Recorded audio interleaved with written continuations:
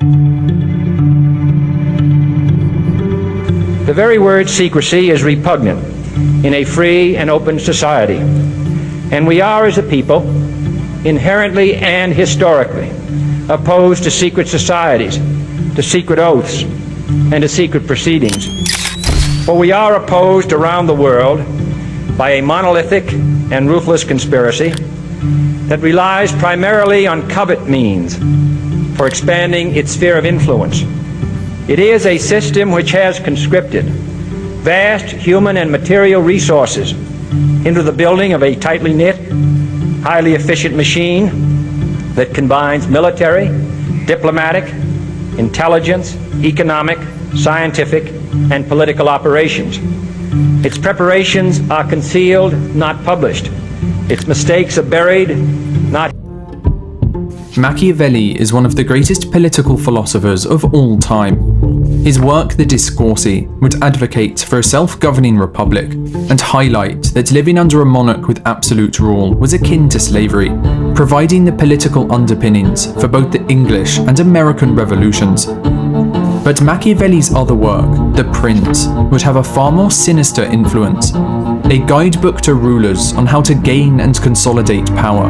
The Prince was considered so dangerous, it was banned by the Catholic Church for more than 200 years.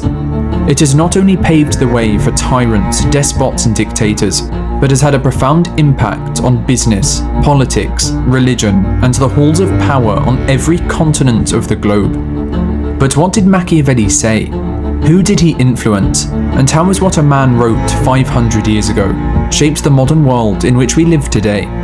From the White House to the Kremlin, from the Vatican to the Federal Reserve, this is how a man from Florence changed the course of history. This is how the writings of Niccolò Machiavelli are used to manipulate and control everyone.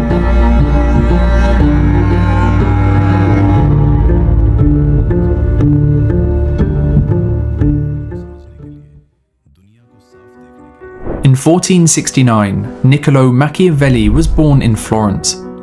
The son of a lawyer, he was not born into a family of great wealth, nor one of poverty, but a family that prioritized a classical education, with Machiavelli being trained in what was known at the time as Studia Humanitatis, or in English, the studies of humanity.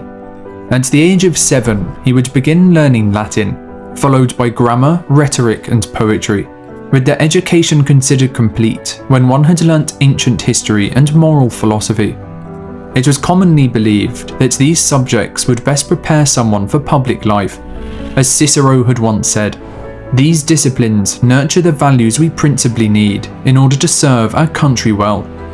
And luckily for Machiavelli, that time would come sooner than expected. 500 years ago, Italy was not the same as it is today. It was not one unified country, but rather a collection of independent city-states, each with its own ruler and government. The Pope ruled Rome, the Medici's Florence, and the Sforza family Milan, all competing and waging war against each other for power and influence. It was in 1434 that the Medici family had established their rule over Florence, with their expertise in banking and commerce, transforming the city into an economic powerhouse. In 1469, the same year Machiavelli was born, Lorenzo de' Medici came to power, with his family renowned for being keen financiers of Florentine culture, using their immense wealth to fund artists such as Michelangelo, Botticelli and Da Vinci. But although the Medicis were great patrons of the Italian Renaissance, Lorenzo was accused of being a tyrant, whose greed, corruption and immorality defied the teachings of the Christian Church. He would later die in 1492, and just 2 years later, King Charles VIII of France invaded Italy. The Medici family, who had ruled Florence for 60 years, would now lose their grip on power, with the Florentine people supported by the French, driving them out of the city. Florence then established a great council, composed of thousands of men from the region's noble families. From these men, a small group were elected, and they, in turn, would appoint others to help run the city. The Florentine Republic was born. With many positions within the Republic needing to be filled, Machiavelli's name was put forward, with it being likely that his intelligence and drive were noticed by the Great Council. And so, in 1498, at the age of just 29, and with no prior diplomatic experience, Machiavelli was elected to Secretary of the Second Chancery, a position that had to coordinate all the correspondence and relations with regard to Florence's territorial possessions. Shortly afterwards, he was also appointed to Secretary to the Ten of War, the committee responsible for all the foreign and diplomatic relations of the Republic. In this position, Machiavelli could be called upon to travel on behalf of the Ten, negotiating with potential allies, gathering information, and aiding the Ten's ambassadors by writing up detailed reports on foreign affairs and sending them home to Florence. For the next 14 years, Machiavelli would be sent on various important missions across the European continent, where he would travel to numerous states, representing Florence's interests and getting to see for himself how power really operated behind closed doors. For his first mission, Machiavelli would visit Caterina Sforza, the Countess of Imola and Forli, before being sent for 6 months to the court of Louis XII, the King of France. He was next sent to observe Cesare Borgia, the Duke of Romagna and Captain General of the Papal Army, who, with the support of the French, would conquer large portions of northern Italy. In 1506, Machiavelli would visit the new Pope, Julius II, making extensive notes on his character and leadership, and a year later would be sent on his last mission, to the court of the Holy Roman Emperor, Maximilian I. It would be these diplomatic experiences, coupled with lessons from Greek and Roman history, that would provide Machiavelli with the material needed to write The Prince, a collection of notes and lessons he had observed regarding statecraft, leadership, and manipulation. Far from the Christian ideals of modesty and temperance of the time, The Prince would delve behind the curtains and highlight the true mechanisms and tactics rulers use to gain, consolidate, and exercise power. The Prince would not be published during Machiavelli's lifetime, with it being only 5 years after his death in 1532 that the first printed copies of the book were distributed. Some would call it the work of Satan's finger, and others a handbook for tyrants, with William Shakespeare in the early 1600s using the term Machiavel to refer to a cunning and scheming person. But over time, some would begin to see the Prince in a different light, that it described the world as it really operates, with the French philosopher Rousseau believing its contents were a service to the public, exposing and allowing them to observe the secret tactics of tyrants. English philosopher Francis Bacon stated that we are much beholden to Machiavel and others that write what men do and not what they ought to do. But perhaps the Prince's impact is stated best by author Tim Parks. Machiavelli's little book was a constant threat.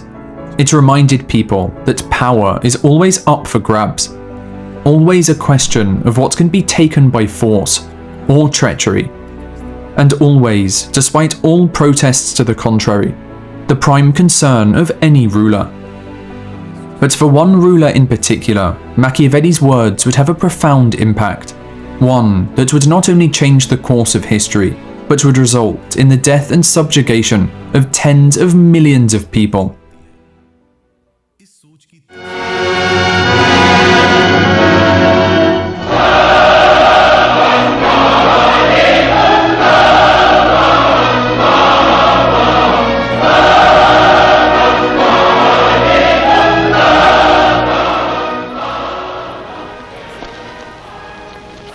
Можно мне вас поцеловать, товарищ Сталин? За все, что вы сделали для нашего народа, для нас.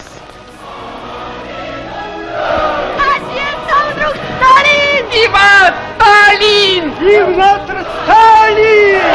Любим Сталин! Мира и счастья всем вам, друзья мои!